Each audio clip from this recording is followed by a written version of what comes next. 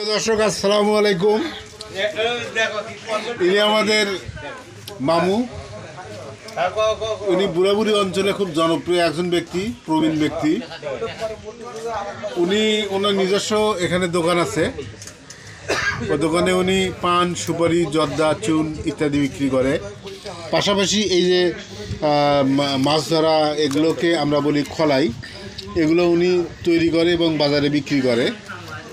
তো আপনি আসলে আপনার ছেলে মেয়ে কয়জন? 7জন ছেলে মেয়ে।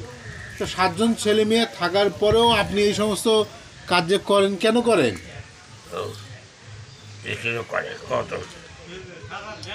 তারা আপনাকে দেখে না?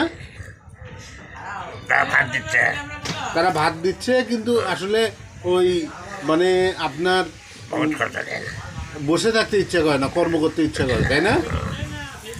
আসলেই তাই। মানুষ যদি কর্মের মধ্যে থাকে তাহলে মানুষ সুস্থ থাকে, ভালো থাকে। মামু, আপনি কি আর কিছু বলবেন? কি বলবো? এই যে আমরা যারা নবীন আছি, আমরা যারা অলস সময় কাটাচ্ছি, আমাদেরকে এইভাবে বসে না থেকে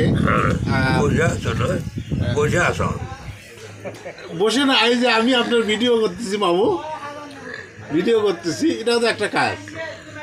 তাহলে সবাইকে কাজের মধ্যে থাকা উচিত, তাই না মামু? একটু এদিকে তাকাবেন কি? আচ্ছা, সবার উদ্দেশ্যে কিছু বলুন, সালাম দিন আর দোয়া দিন